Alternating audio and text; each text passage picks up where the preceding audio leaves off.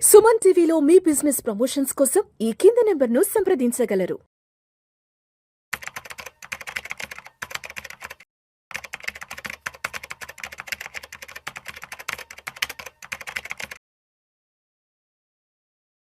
Hello, welcome to Suman TV. నా పేరు మధు.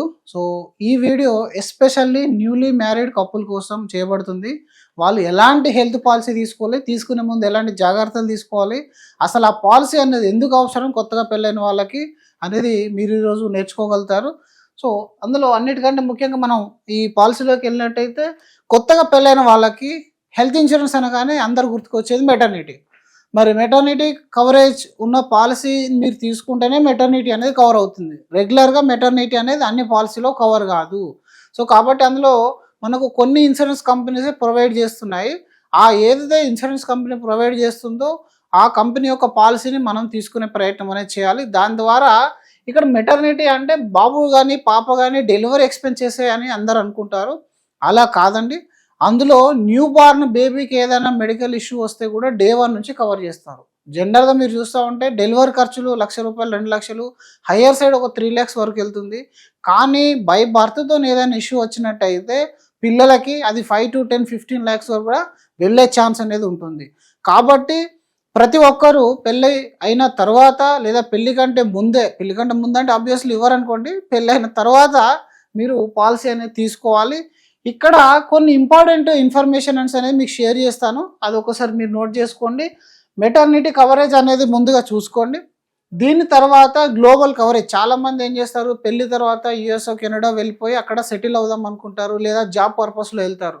మీ పాలసీలో కనుక గ్లోబల్ కవరేజ్ లేకపోతే ఆ పాలసీ మీకు బయట కంట్రీస్లో పనిచేయదు. ఇది ఇండియన్లోనే డొమెస్టిక్ పాలసీ కాబట్టి మీరు ఒకవేళ అలాంటి ప్లాన్స్ ఏవైనా ఉంటే మీ పాలసీని గ్లోబల్ పాలసీలోకి మార్చుకోవడమో లేదా కొత్త గ్లోబల్ పాలసీ తీసుకోవడమో చేయాలి. దీని తర్వాత మీరు తీసుకున్న పాలసీలో న్యూ బార్న్ బేబీ కవరేజ్ అనేది ఉండాలి.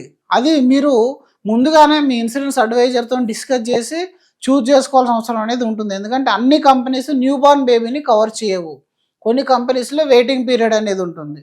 దీని తర్వాత మీరు యంగ్ స్టేజ్లో ఉంటారు కాబట్టి, ఇప్పుడు రీసెంట్గా మీరు చూసినట్టయితే 29 years మేల్కి ఆ ప్రోస్టేట్ క్యాన్సర్ వస్తే 90 lakhs అయింది బిల్. అంటే అలాంటి యంగ్ స్టేజ్లో కనుక అంత పెద్ద బర్డెన్ వచ్చింది అనుకోండి, తట్టుకునే శక్తి అనేది అందరికి ఉండదు. అండ్ ఫైనాన్షియల్లీ మెంటల్లీ డిస్టర్బ్ అయిపోయే ఛాన్స్ అనేది ఉంటుంది. మీరు ఇక్కడ నేను యంగ్ స్టేజ్లో ఉన్నాను కాబట్టి నాకు పెద్దగా హెల్త్ ప్రాబ్లమ్స్ రాదు కాబట్టి హెల్త్ ఇన్సూరెన్స్ 10 లక్షలు 5 లక్షలు తీసుకుంటారని మాత్రం అనుకోకండి.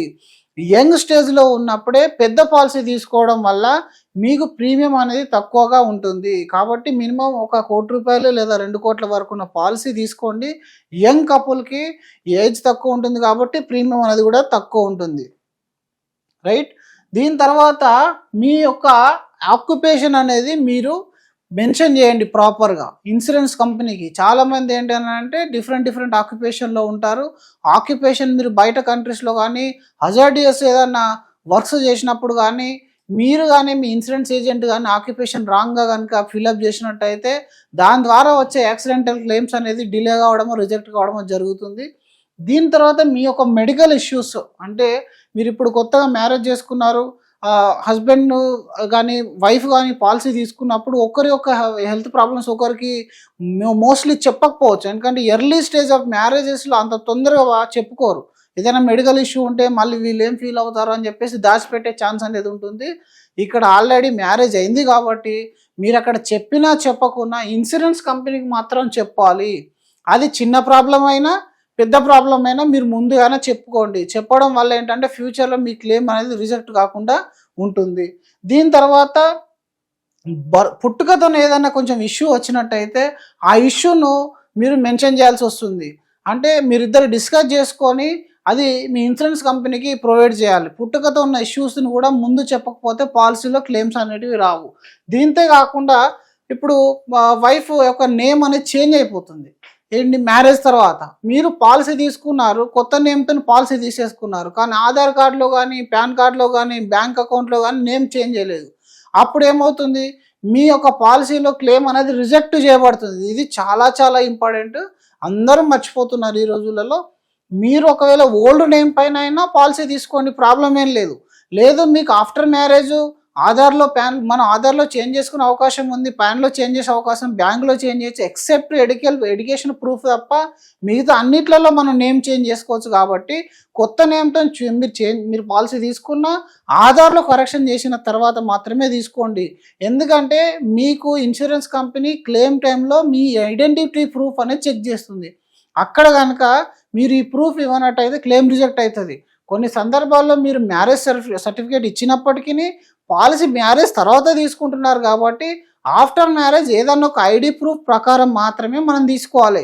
ఎలోన్ మ్యారేజ్ సర్టిఫికేట్ అనేది ఉండదు. మ్యారేజ్ సర్టిఫికేట్ అనేది ఒక సపోర్టింగ్ డాక్యుమెంట్ లాగా మాత్రమే పనిచేస్తుంది. ఇది కూడా చాలా జాగ్రత్తగా మీరు మెన్షన్ చేసుకోండి. అలాగే కొంతమంది బేబీని యాడ్ చేయాలంటే ఇమీడియట్గా మనం బేబీకి నేమ్ పెట్టాం కదా, మరి బేబీని ఎలా కవర్ చేస్తారు? సో ఇక్కడ ఏంటంటే ఇన్సూరెన్స్ కంపెనీ మీకు ఒక అద్భుతమైన అవకాశం ఇచ్చింది. బేబీ ఆఫ్ అని చెప్పేసి మదర్ పేరు రాస్తుంది, బేబీ ఆఫ్ అని మదర్ పేరు రాసేసి యాడ్ చేస్తుంది. అలాగే మన హాస్పిటల్లో బర్త్ సర్టిఫికేట్ ఇచ్చేస్తారు కాబట్టి అది మనం వాళ్ళకి ఇవ్వాల్సి వస్తుంది, డిశ్చార్జ్ సమ్మర్ ఇవ్వాల్సి వస్తుంది. అప్పుడు బేబీని యాడ్ చేస్తారు న్యూ మెటర్నిటీ క్లెయిమ్ అయితే, రైట్. దీని తర్వాత మీరు ఒకవేళ ఆల్రెడీ మీ ఫాదర్ మదర్ పాలసీలో ఉన్నారు, ఇంతకుముందు మీ వైఫ్ కూడా వాళ్ళ యొక్క ఫ్యామిలీలో ఉన్నారు. అలా ఉన్నప్పుడు ఏంటంటే అది రేర్లీ కేసులో అవుతుంది. కొన్ని కంపెనీస్ 30 ఏళ్ళ వరకు కూడా కవర్ చేస్తున్నాయి పిల్లల్ని. కాబట్టి అలాంటి పాలసీలో మీరు ఉంటే దాన్ని వదిలేసి కొత్త పాలసీ తీసుకోవద్దు, అది చాలా బ్లండర్ మిస్టేక్ అవుతుంది. మీరు ఆ పాలసీ యొక్క సీనియారిటీని క్యారీ ఫార్వర్డ్ చేసుకోవచ్చు కొత్త పాలసీకి. ఆ పాలసీ ఎప్పుడైతే రిన్యూవల్ వస్తుందో అప్పుడు మీరు పోటీ చేసుకుంటే ఏమవుతుంది, ఆ పాలసీ సీనియారిటీ అనేది వస్తుంది, రైట్. లేదా మీరు ఇప్పుడు తీసుకున్న ఇన్సూరెన్స్ కంపెనీకి ఆ పాలసీకి సంబంధించిన డీటెయిల్స్ ఇవ్వండి, దానికి అనుగుణంగా కరెక్షన్ అనేది చేసేసి కొత్త పాలసీ అనేది ఇస్తారు. హస్బెండ్ అండ్ వైఫ్ వాళ్ళ యొక్క ప్రైమరీ పాలసీ నుంచి సీనియారిటీ అని క్యారీ ఫార్వర్డ్ చేసుకోవచ్చు. ఎందుకంటే మనకు 2 సంవత్సరాల waiting period, PED waiting period, 1 month waiting period, ఈ 3 వెయిటింగ్ పీరియడ్స్ని అక్కడ ఆల్రెడీ మనం కంప్లీట్ చేసాం కాబట్టి మళ్ళీ ఇక్కడికి వచ్చి కొత్తగా స్టార్ట్ చేయాల్సి వస్తుంది. సో అందుకని అది పోటీ చేసుకోండి. Never dependent company coverage. ఈ రోజుల్లో అందరు చేస్తున్న బిగ్గెస్ట్ మిస్టేక్ ఏంటంటే, రీసెంట్గా 1 వీక్ బ్యాక్ కూడా ఒక ఫ్యామిలీ ఫైనాన్షియల్ ప్లానింగ్లో మనం చూసింది ఏంటంటే, వాళ్ళు ఇన్ని రోజులు జాబ్ వచ్చేంత వరకు వాళ్ళ యొక్క ఫాదర్ మదర్ పాలసీలో ఉన్నారు. ఆల్మోస్ట్ 8 సంవత్సరాల సీనియారిటీ ఉన్న పాలసీని వదిలేసి ఇప్పుడు గ్రూప్ పాలసీ మీద డిపెండ్ అయ్యారు. వాళ్ళకి అసలు తెలియని కూడా తెలియదు. అంటే వాళ్ళు ఏమంటున్నారు, మనకి ఇంకా మళ్ళీ అడిషనల్ బర్డెన్ ఎందుకు, ఆల్రెడీ కంపెనీ కవరేజ్ చేస్తుందని. ప్లీజ్, చాలామంది నేను చాలా వీడియోస్లో చెప్తా ఉంటాం, మీరు ఎప్పుడు కంపెనీ కవరేజ్ మీద ఆధారపడద్దు. మీకు ఏదైనా క్రోనిక్ మెడికల్ ఇష్యూ కానీ వచ్చిందంటే మీకు జాబు ఉండదు, కవరేజ్ ఉండదు, 2 పోతాయి. ఇవి 2 పోయినప్పుడు అప్పుడు ఆల్రెడీ మీరు కొత్తగా మ్యారేజ్ చేసుకుని ఉంటారు, ఖర్చుల్లో ఉంటారు, ఫైనాన్షియల్లీ స్టెబిలిటీ అందరికి ఉంటుందా అనేది తెలియదు. కాబట్టి మీరు కంపెనీ పాలసీ మీద డిపెండ్ కావద్దు ఎప్పటికీ. అది కంపెనీ యొక్క సోల్ డిస్క్రిప్షన్ మీద ఆధారపడి ఉంటుంది. సొంతంగా మీరు పాలసీ అనేది తీసుకోవాలి.